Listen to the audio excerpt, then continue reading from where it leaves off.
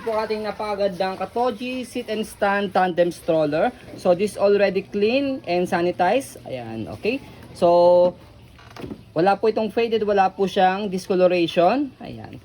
So yung kanyang front seat is adjustable for semi-reclined. Up to toddler na rin po yan. And then yung kanyang back seat is adjustable for newborn, fully reclined up to toddler na rin po. Okay? Kinagandahan po sa kanya is pwede pa siyang sit and stand. Pwedeng tanggalin po ito. Naka-convert to sit and stand. And then, isa po ito sa mga tandem stroller na merong upuan, footrest, patungan ng paa sa back seat. Sa iba kasi mga tandem wala. Okay? So, ito po yung details po niya one by one. So, meron siya accessories ng dalawang cup holder. Nilalagay po yan dito. Mamaya papakita po namin sa inyo. Unahin natin yung kanyang front seat. Ayan. Blue na blue. So, meron lang sito malit na chip. Malit lang siya. So, no need. Maggasgas lang. Hindi na siya kailangan tahiin. Hindi siya butas. Malit na gasgas lang. Okay? So ito po siya pagka nakaupo, flat na flat po siya. Pag in-adjust po siya for semi-recline, dito may bakal dito sa likod, aangat yun lang po yun. Ayan. Comfortable pa rin po si baby nakahiga. And then 5 harness, wala po yan. Putol, safe na safe si baby. Okay? And then as you can see, meron siyang dalawang butas dito for toddler and then kids. Depende sa laki ng baby po ninyo. And then yung kanyang table, may lagayan ng food and then cup. Okay? So ayan, napo-fold po siya. Matanggal yan, di ba? Detachable. So, detachable po siya, dalawa. So, pwede nyo ilagay to sa harapan parehas. Pwedeng sa likod. Kung gusto nyo. Or pwede rin sa likod. Depende sa gusto po ninyo. Ayan. So, actually, sa ano yan? Sa convert into sit and stand. Oo.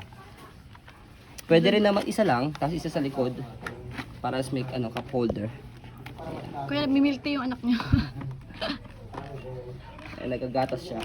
Diba? May lagayan siya. Pag malaki na yung baby po ninyo.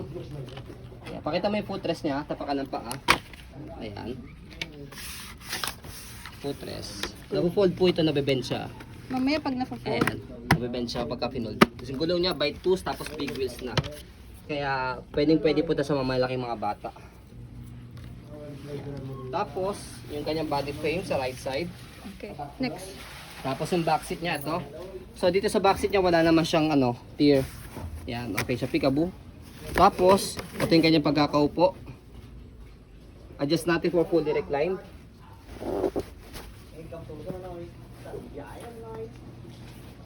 May bat. Yan, fully reclined, hinga siya. Tapos 5 harness. Safe na safe yung baby niyo, wala po siyang putol.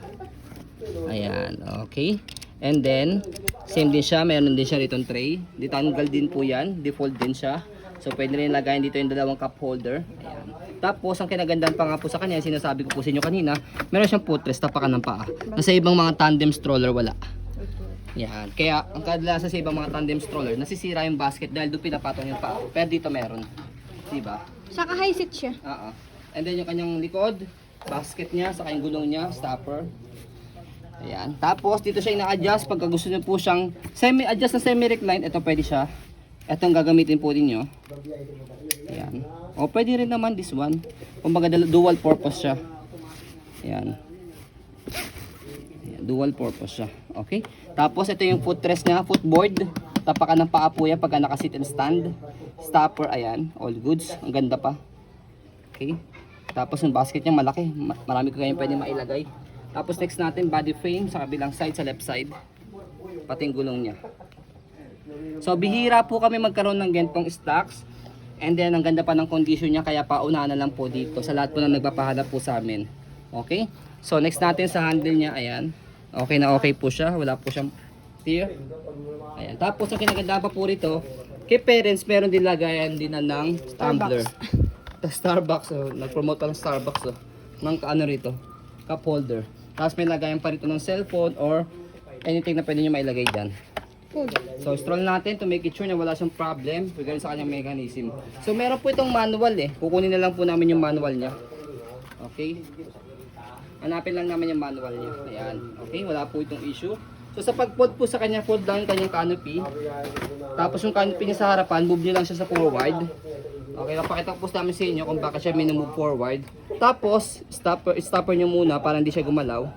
And then next natin, sa handle niya, ayan, unlock slide. Slide press. So kapag na-press nyo na ilalim, hawak kayo dito. Tapos compress nyo po siya. Ayan. Okay, tapos compress nyo lang siya mabuti.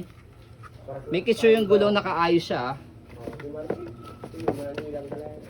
Yan, nakaayos siya para makompress nyo po siya mabuti. Ayan. So kaya yung canopy sa harapan, minumove ko siya paharapan. Okay? Kaya siya So, yan po nagagasgasan eh. Ang taas kasi. So next natin kapag inopen siya, compress lang ulit tapos tanggalin yung lock sa gilid tapos bubukas nyo lang siya. Okay? So yung canopy niya, move nyo lang siya paharapan. So that's it. Diba? Wala siyang ka-hassle-hassle sa pag-open saka sa pag-fold. So yan po, as you can see, very details po kami sa pong pag-video.